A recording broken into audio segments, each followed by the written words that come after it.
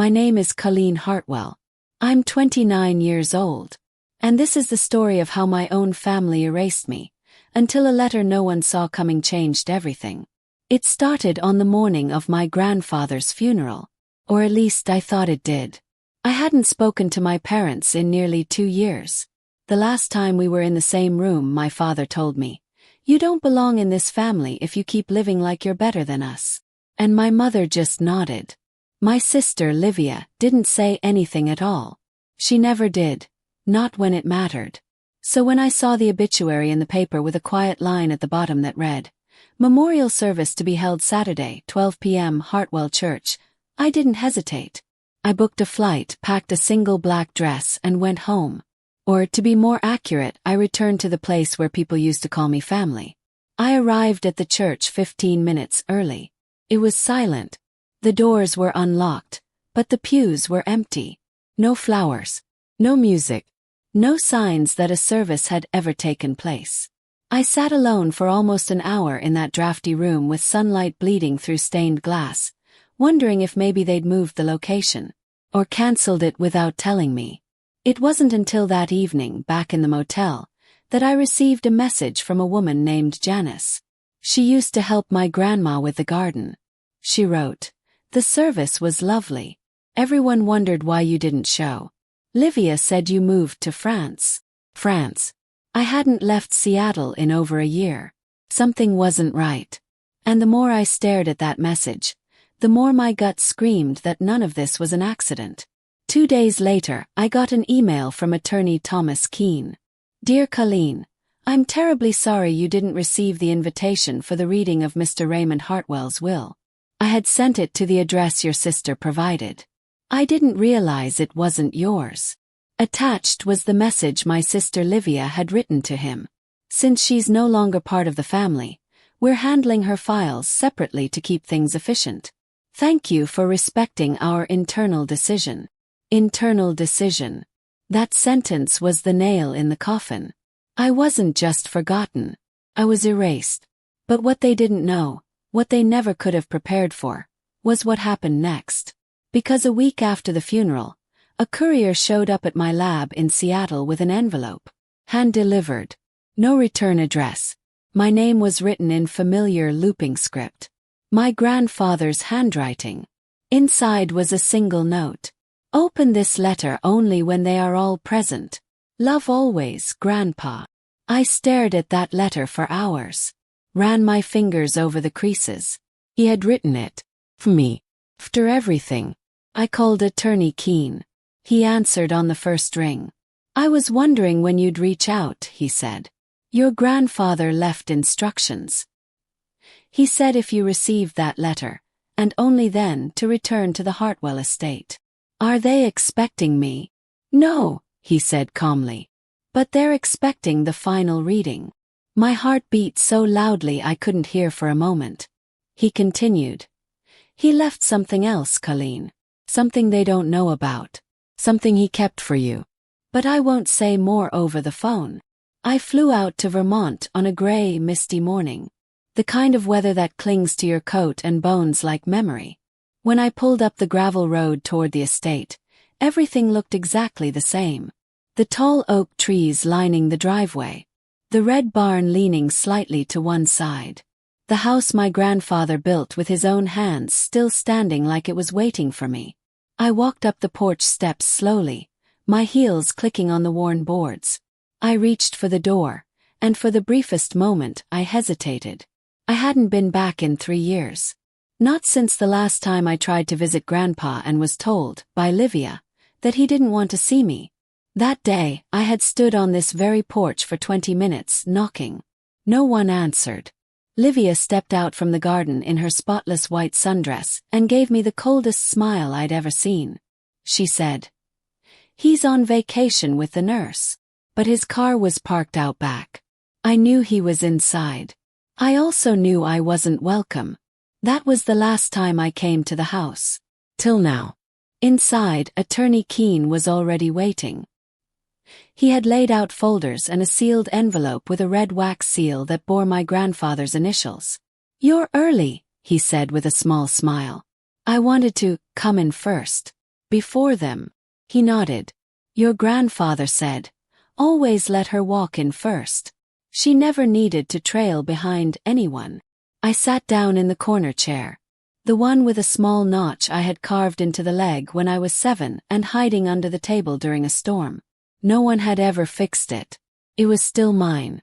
They arrived at exactly 8:03 a.m. A silver SUV pulled into the driveway. My mother stepped out first, wearing a navy coat and holding a designer bag like a shield. Livia followed, perfectly groomed as always, her hair in a tight bun, expression unreadable. They didn't see me at first. But when they did, both froze in place. Colleen, Livia said, blinking. We didn't know you'd be here. You told me I wasn't invited, I replied, standing. My mother's lips tightened. Let's not make this dramatic. This is a time to honor your father, she said. Yes, I said calmly. And he wanted everyone present. All of us. Attorney Keene cleared his throat. Shall we begin? We sat at the long wooden table in the living room. The same table where I used to play dominoes with Grandpa while Livia rehearsed piano in the background, and my mother discussed Livia's future in medicine. Keene placed the envelope in front of him and began. In addition to the formal estate distribution completed last week, Mr. Raymond Hartwell left a sealed letter and asset file to be opened only in the presence of all living family members. He looked at my mother, then at Livia. I have been instructed to read it in full, without interruption. Shall I proceed? Neither of them spoke. He broke the seal and unfolded 3 pages from a pale blue folder. I, Raymond Joseph Hartwell, leave this portion not for legal reasons, but because the truth needs a place to exist. I held my breath. Families may choose to forget, but I choose to write it down so the forgotten do not disappear. Attorney Keene's voice filled the quiet room with the weight of a truth that had been hidden too long. I hereby leave full ownership of the eastern plot of the Hartwell estate, including the registered auxiliary building known as the Hartwell Annex, along with all related operating permits, equipment, research accounts, and intellectual property associated with the Living Soil Project, to my granddaughter, Colleen June Hartwell. Silence. Complete and smothering. Livia's mouth opened slightly, but no sound came out. My mother shifted in her seat, eyes darting between the envelope and me as if the words could be undone if she just didn't acknowledge them. But they were real. They were written, spoken, sealed, unchangeable.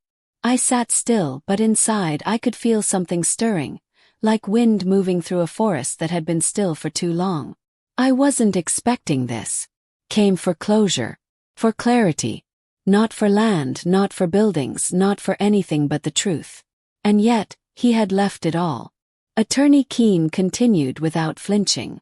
This research facility was constructed quietly over the past 4 years, using private funds unrelated to the shared family estate. Its purpose: to give Colleen the space to pursue the scientific work this family never acknowledged. My hands trembled in my lap. The facility was transferred to her name before my passing. As of September 4, 2021, all legal documents reflect her sole ownership. Livia slammed her chair back. The wooden legs screeched across the hardwood floor as she stood abruptly. What? Her voice cracked. He gave you the lab. The entire annex. That whole thing. Why would he do that? You weren't even here.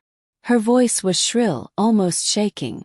She looked at Attorney Keene, like she expected him to change the ending just to calm her. But he didn't. He turned another page. The Living Soil Project was not just Colleen's dream. It was our bridge. From the moment she asked me at age 7 if trees remember the hands that planted them, I knew her mind wasn't just curious. It was luminous. No one else listened. But I did. My mother's voice cut through sharply. He didn't understand the full picture. We never excluded her. She just distanced herself. Keene didn't look up. He simply read the next line. Colleen never distanced herself.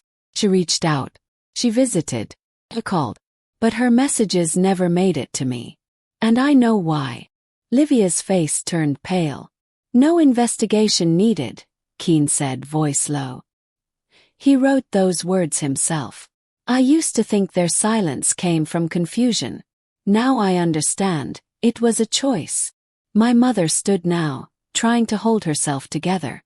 That's not what happened. We never meant harm. We were managing everything.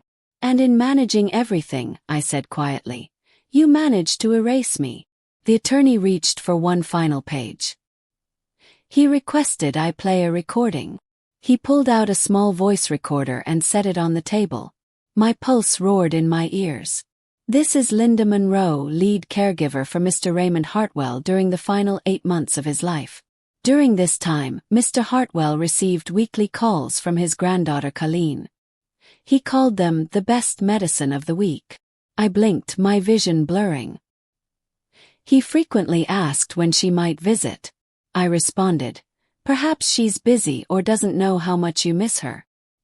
He said, and I quote, if she knew she'd come. That girl always comes back. The device clicked off. Livia's hands gripped the table, her nails digging into the wood. Her face flushed with something between guilt and panic. She started. I didn't delete his messages. I just forwarded them. Like Mom told me to. My mother flinched at the accusation. Don't turn this into a drama. You're twisting everything. Colleen, everyone knows we never pushed you out intentionally. I turned to her. For the first time really looked at her. Then explain this. Why did Attorney Keane's invitation go to an email address that wasn't mine? Why was the funeral listed at noon when the real service was at 9 a.m.? Why did you tell people I moved to France? She said nothing. Keane cleared his throat and opened another folder. Just to clarify, your daughter's tuition, research trips, and academic costs were not funded by the family account. Mr. Raymond Hartwell paid for all of it himself. He slid the folder across the table. My father stared at it, his hands twitching slightly. I thought, he muttered. We thought we paid for that. I locked eyes with him.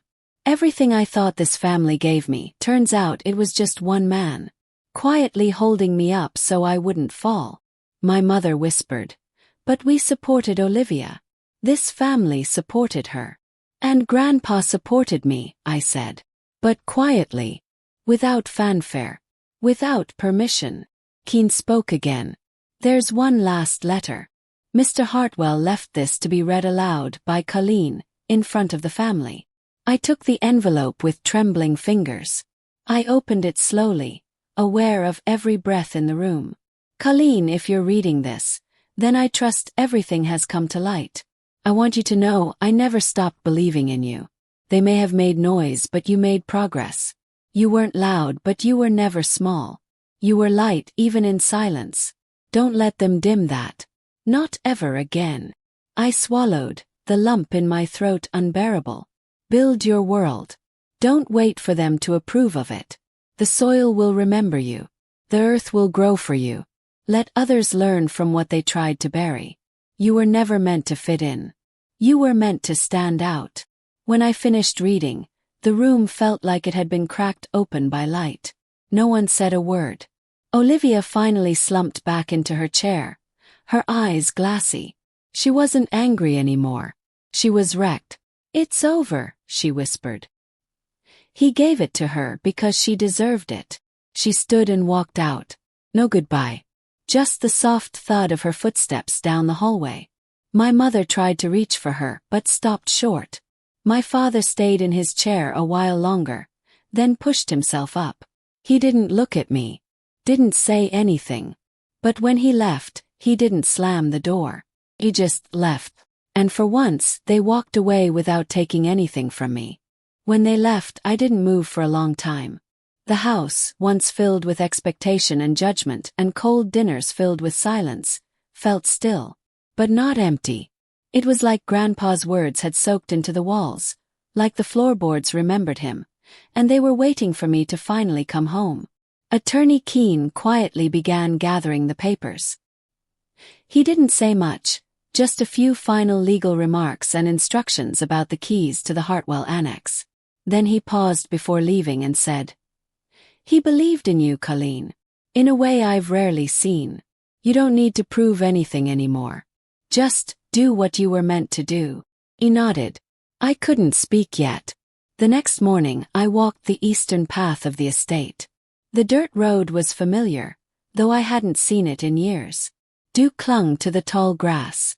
Mist hovered low like a secret waiting to rise. And then through the trees I saw it. The Hartwell Annex. To the family it had always just been that shed Grandpa spent too much time in. No one ever asked what it really was.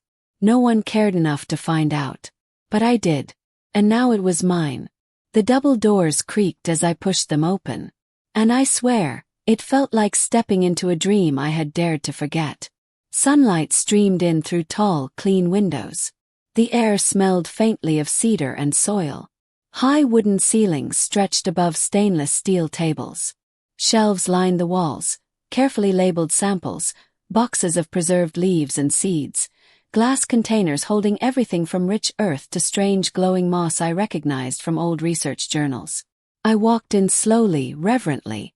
In the center of the room was a long oak table. On it sat a notebook, leather-bound, brown, closed with a brass clasp. My heart stuttered. I stepped closer and picked it up.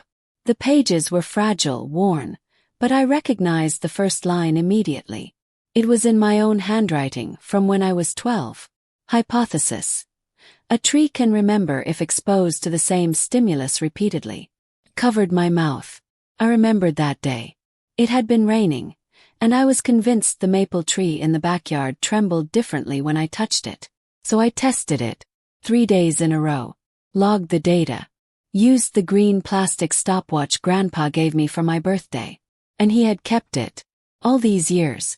Page after page he had added notes. Diagrams. Follow-up questions. Even printed articles clipped and taped next to my scribbles, like he'd quietly worked beside me in spirit, even when I thought I was alone. He never stopped following my work. He believed in it more than I did. I sat at that table for hours, flipping pages, tears streaking down my cheeks without shame. For the first time in years I didn't feel invisible. Felt seen. Not by the family, but by the only one who ever mattered. A week later I sent 2 emails. Nothing formal. Just 2 sentences. One to Malik Tuzan. One to Zoe Carmichael. I'm restarting the Living Soil Lab Vermont. You in? Malik responded in 20 minutes flat with, do you have a nitrate sensor? If so, I'll bring the water filters and sleep in the damn barn if I have to. Zoe replied a few hours later with, if I can bring my own root culture trays, I'll turn down the Yale offer. A month later they arrived. Malik showed up with 3 suitcases full of field sensors and petri dishes labeled in Sharpie. Zoe brought a candy box filled with microbial plates, glitter stickers on each one, just to mess with the serious labels. We were a strange crew, but we had everything we needed. The lab buzzed with new energy. The first project we launched was based on a scribbled note Grandpa had left in the margins of one of my old diagrams. If the soil is dead, let the soil heal itself. We called it BioBridge. Our goal: use native bacteria to break down heavy metals in polluted lands, sites no one wanted to touch because they weren't profitable, because they were forgotten, just like I had been. We tested in small patches at first, collected samples, planted controls, measured pH shifts and oxygen diffusion rates. Malik sketched complex absorption models on the whiteboard while Zoe color-coded everything like a caffeinated cartoonist. It wasn't glamorous, but it was real, and it was ours. One day, while cleaning the front mailbox, an old wooden box barely hanging on by 2 screws, I found a letter. Handwritten. No return address. I didn't need one. I knew that handwriting. Olivia. I stood there in the cold for a long time before opening it. Sorry. Not because you need to hear it, but because I need to say it. You were always different. I always tried to be the same. Like Mom. Like Dad. Like everyone. You didn't perform. You just were. And that made me feel fake. I stopped reading for a moment. Looked up at the glass windows of the lab. At the reflection of the trees.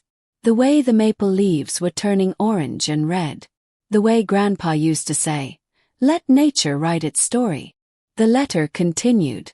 "I thought if I erased you I'd get to stay. That if I made you disappear, I'd shine more brightly. But I never did. I only faded. If one day it feels right, I'd like to visit the place he built for you." I folded the letter slowly. My fingers were trembling, but not from anger. I sat at the workbench and wrote a note in return. "Thursday, 9 a.m. East Gate will be open." I mailed it to her old address in Concord. I didn't know if she still lived there, but I needed her to know. The door wasn't locked.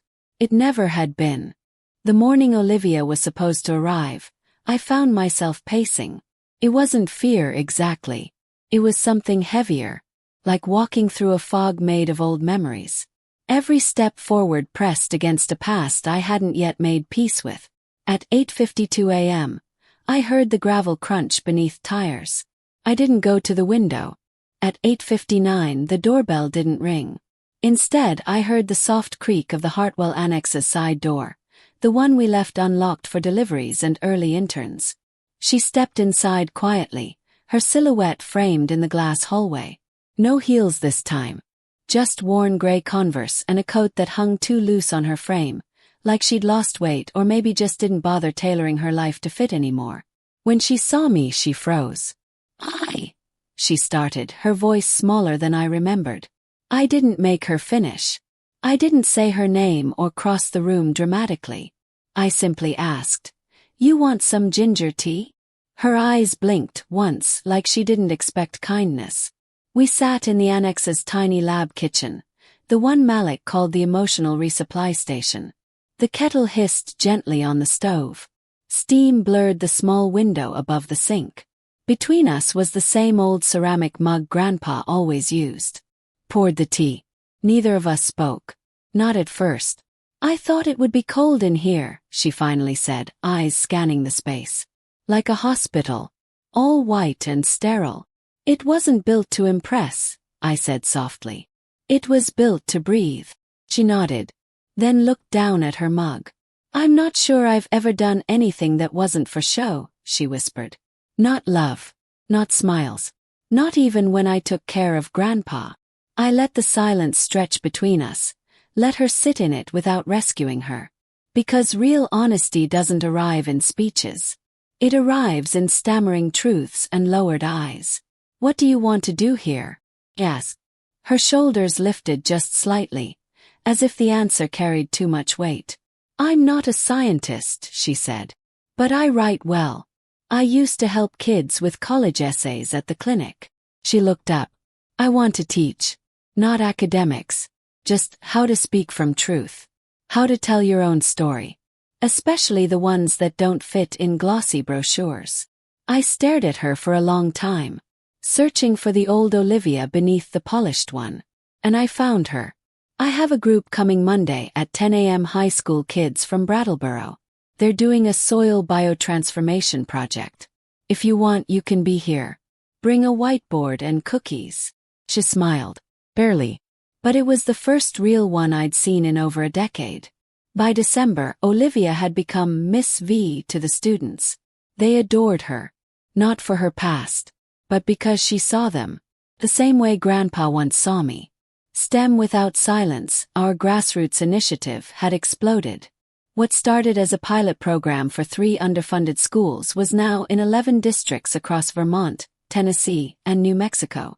Each school received a soil testing kit, 3 notebooks, a guidebook titled Think Like Earth, and a starter grant to begin their own soil study. Malik handled the data systems.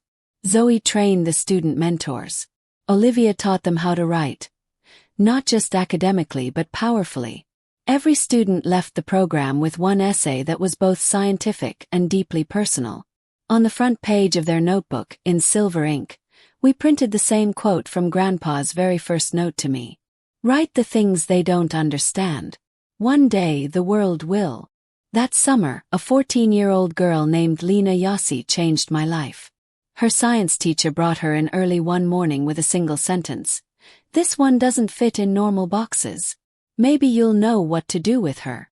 Lena didn't speak for the first 10 minutes. She kept her head down, long braids coiled like armor. Her knuckles were white around her notebook. I sat beside her on the lab stool. "Have you ever thought of soil as alive?" Yes. She glanced up. Slowly. "I think trees have feelings," she said, then quickly added. "But I said that in class and the teacher said I was being emotional, not scientific. Then they called my parents."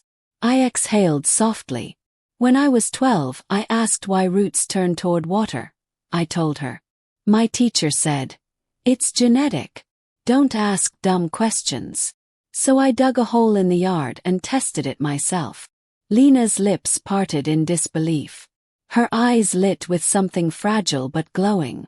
"I did that too," she whispered. "I traced curves in the soil around a young tree. I wanted to see if it would follow." "You're exactly where you're supposed to be," I said. From that moment on, Lena became our most dedicated student. She worked late, annotated every test, sketched root patterns like art. And one day, she submitted an essay to the National STEM Scholarship. It was titled The Language of Trees. 3 months later, she called me crying. She'd received a full ride to MIT. Zoe screamed. Malik clapped like she'd cured cancer. Olivia just sat beside her and whispered, "You did this. You showed them you weren't nonsense." I stood back and let Lena have her moment. Because this wasn't about me. It was about what happens when misfits are given a lab instead of a label. The 5th year of the Hartwell Annex marked a quiet revolution. We were no longer a quirky side project. We had grown into a nationally recognized environmental research institute, with active partnerships, 2 full greenhouses, a 60-acre remediation field, and a data-sharing agreement with Cornell. The community room was named after my grandmother, June Hartwell. Kids came to draw leaf veins in crayon, build root models from clay, and learn that questions weren't a threat, they were seeds. Even Olivia's old clinic rebranded as a partner site for STEM without silence. She split her time between outreach and coaching students in narrative essays. She was a better teacher than I ever could have imagined. One afternoon, while reorganizing Grandpa's old filing cabinet, I found a small velvet pouch tucked behind a stack of lab invoices. Inside was his pocket watch. I opened the lid. A photo was tucked in the cover. Me, age 10, standing next to a root model built from popsicle sticks. Hair a mess. Smiled too wide. Behind me, a whiteboard read, "Do plants have their own nervous systems?" I held the watch for a long time. That night, I wore it in the pocket of my navy blazer as I walked onto the stage in New York to receive the Innovator for Equity Award. I didn't give a long speech. I just said, "I used to think I had to try harder to be seen. But what I needed was to learn how to see myself. And once we do that, we can help others do the same. That's what science is. That's what legacy is." A light passed forward. I came home the next morning and walked the Hartwell Annex grounds alone. The mist was thick. The maple trees had begun to turn. I sat on the old bench behind the greenhouse, the same one Grandpa used to sit on when he watched the sky. I opened the pocket watch and whispered the question I hadn't dared say aloud in years. "What would you think if you saw me now, Grandpa?" No answer. Just wind moving through the trees. But I knew. He would have smiled. Because the torch he gave me hadn't gone out. It had become a bonfire. 6 months passed. The Hartwell Annex flourished like a living thing, evolving, expanding, breathing in new ideas and people. We weren't just a lab anymore. We were a movement. And yet, I should have known peace never stays untouched for long. It was a Thursday afternoon when I found the envelope. Tucked between lab supply invoices, its cream-colored paper bore no sender, no stamp. But I knew who it was from the moment I saw the handwriting. My mother. I didn't open it right away. For a week, I left it on the shelf, untouched, while I calibrated pH monitors and reviewed Zoe's soil sample reports. But I could feel it watching me. Every day, like a small echo pressing against my ribs. I opened it the night Lena presented her research to the Board of Environmental Sciences in Montpelier. She had worn her grandmother's scarf, hair braided tight, voice shaking until she hit her second sentence. Then she soared. When we returned, Malik and Zoe celebrated with wine and root-shaped sugar cookies. Olivia hugged Lena so tight I thought her ribs would crack. I slipped out early and sat alone in the lab's greenhouse. Only then did I unfold the letter. Colleen, I saw your name in the paper. Congratulations on the award. I wish your father had lived to see it. I know we've hurt you. I know we failed to love you in the way you needed. But it's difficult to admit we were wrong when everything we built was based on the belief that we were right. I want to see you. I want to see the annex. I want to understand. If you're willing to let me come, I'll wait at the town square on Saturday at 10 a.m. If you don't show, I'll understand. I didn't know how to feel. Rage, pity, closure. But what I felt was curiosity. Like some final door had cracked open, and part of me wanted to walk through. Not for her but for me. I arrived at the town square early, dressed in the gray sweater Grandpa had given me on my 22nd birthday. The same one I wore to the empty funeral.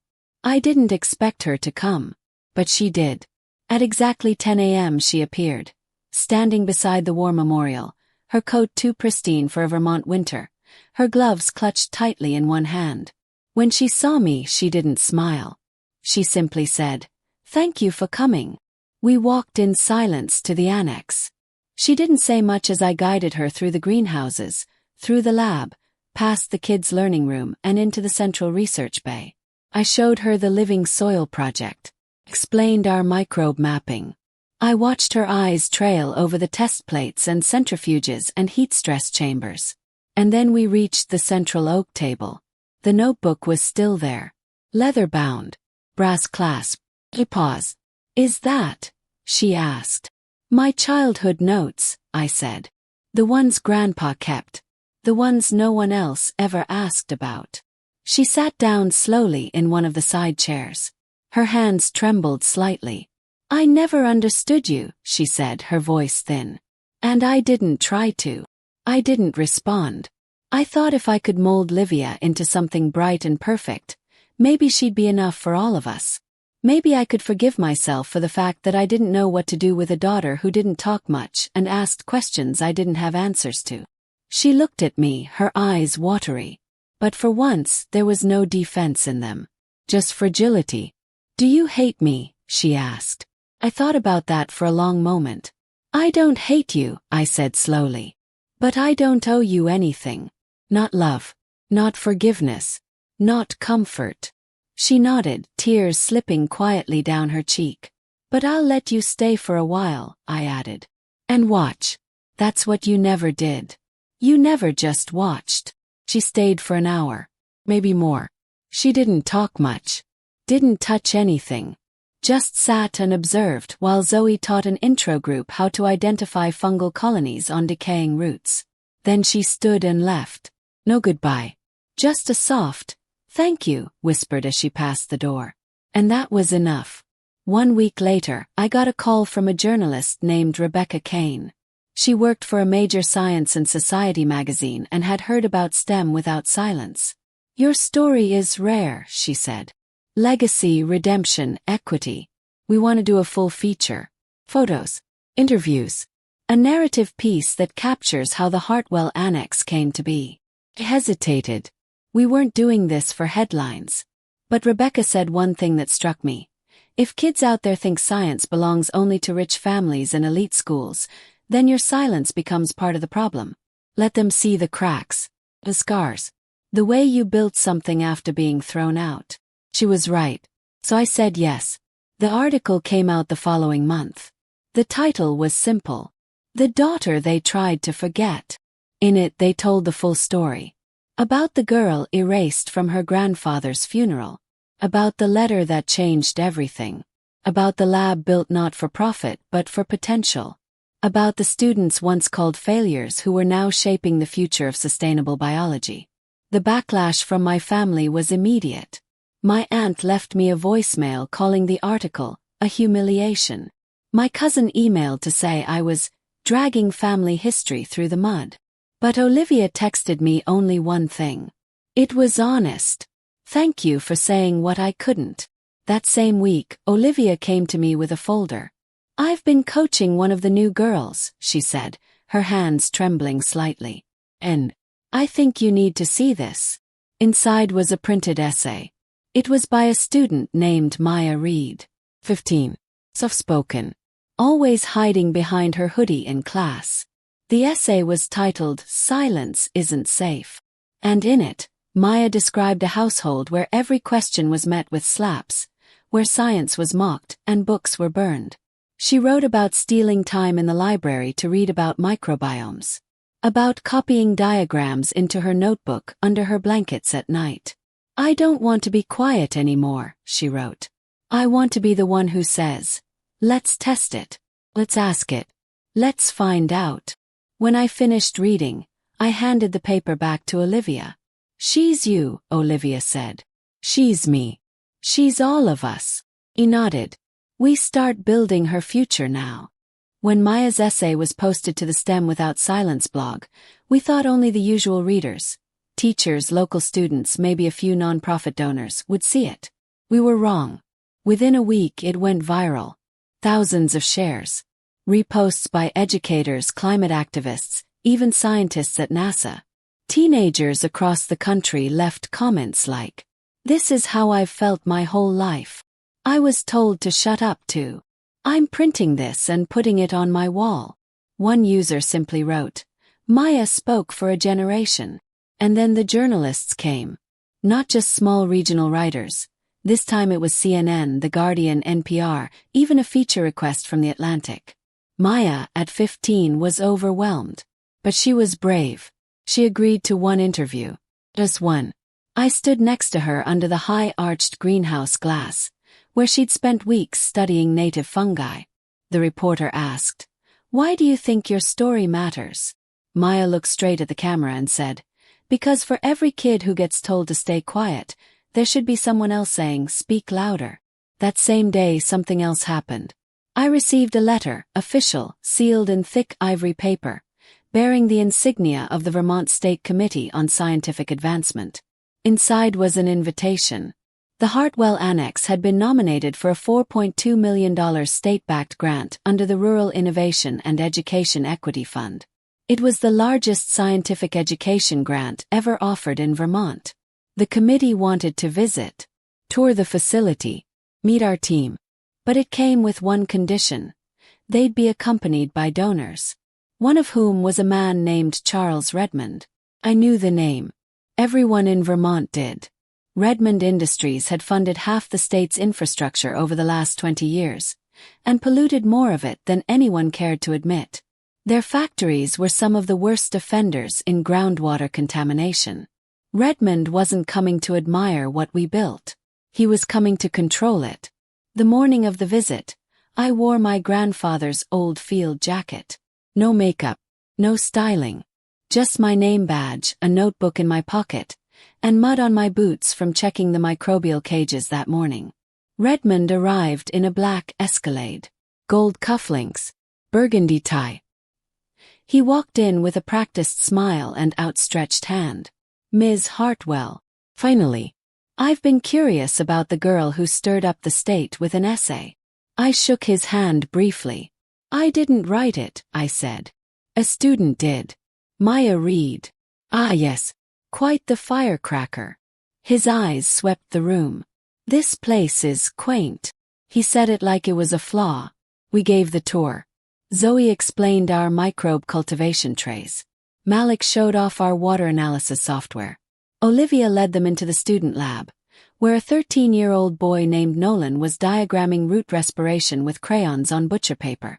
Redmond glanced at the display, then turned to me. "You know, with proper rebranding and corporate partnerships, this place could go national. I know people at BlackRock. Think about franchising." I stared at him. "No." He blinked. "Excuse me." I folded my arms. "This isn't a chain. It's a sanctuary. Doesn't need to scale. It needs to stay safe." Redmond chuckled, amused. "You've got spirit. But let me be clear, Ms. Hartwell. If you want that grant, you'll need to show you're flexible. The committee wants scalability. They want corporate interest. You know how this works." I smiled, but it wasn't kind. My grandfather used to say, if you have to sell your soul to fund the future, maybe that future isn't worth building. He raised an eyebrow. Is that a no? It's not just a no. It's a hell no. He frowned. You realize what you're walking away from, do you? He turned on his heel and left. By nightfall, I received a formal notice that the Hartwell Annex had been removed from the finalist list. But something strange happened next. Maya posted a video that night from her room. She said, "We were denied a grant because my mentor said no to greed. Because she said education isn't for sale. So I'm starting something else." She launched a campaign called Rooted Voices. Goal, $50,000. Within 48 hours, it raised $120,000. By the end of the week, it hit $800,000. Donors came from everywhere. Parents, teachers, scientists, retired farmers, anonymous benefactors. One note said, "I never had a place like this when I was young. I want my grandkids to." Another read, "Tell Redmond to go compost himself." We didn't just recover, we expanded. 3 months later, we opened the first satellite program in rural Kentucky. Maya cut the ribbon. Nolan wrote the first curriculum. Olivia gave the keynote. She stood on stage in front of 200 students and said, "You don't need a perfect background to grow. You just need soil that isn't poisoned, and someone who believes you're worth watering." One rainy Friday, as I walked past the old oak table in the annex, I found another envelope. This time it was from Olivia. Inside was a single sheet. She had rewritten the family tree. Not for legal reasons. Just for us. She'd drawn it on cream paper. Hand-labeled every branch. At the top she placed Grandpa. From him 2 branches. One with her name. One with mine. But under mine she had drawn tiny new offshoots. Each labeled with the initials of the students we'd helped. Lena. Mia. Nolan. Dozens of others. At the bottom she wrote, "Legacy is not who you were born to. It's who you chose to nurture." Cried that night. Quietly. Alone. Not because I was sad. But because I finally understood something. They hadn't just tried to erase me. They had made space for me to grow somewhere else. And now, they couldn't stop the forest that had bloomed from that exile. It was early spring when I went back. Not to the annex. Not to the labs or the greenhouses or the community center full of kids learning how to whisper to soil. I went back to the house.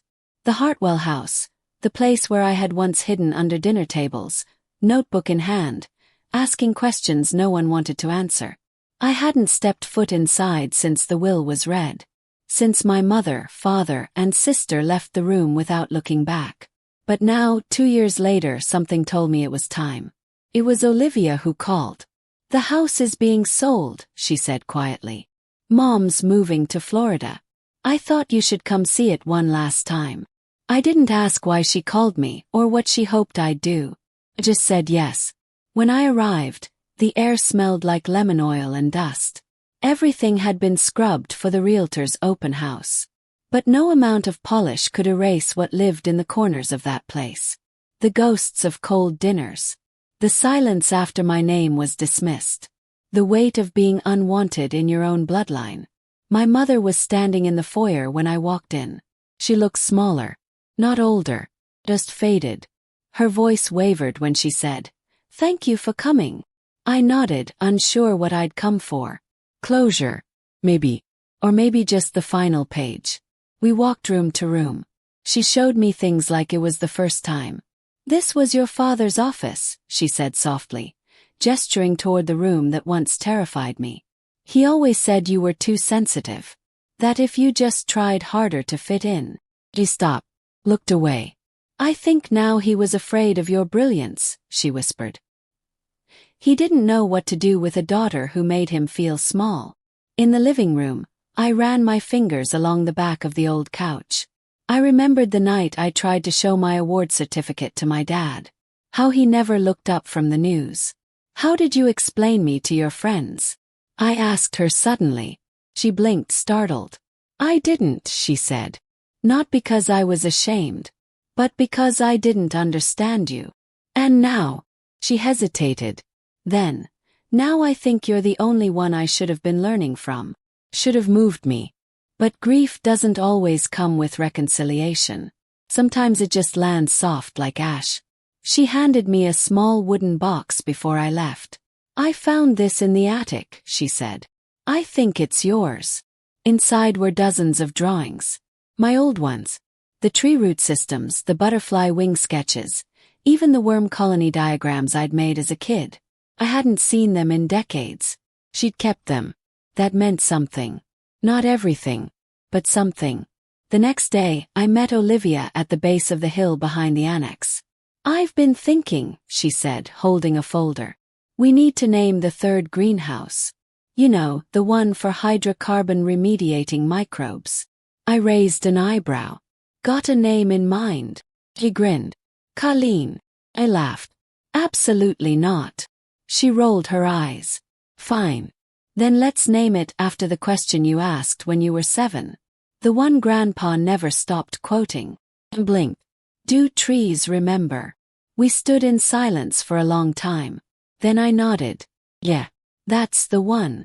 A month later, we held a small dedication ceremony. Students lined up outside the greenhouse, each holding a sapling grown in our soil lab.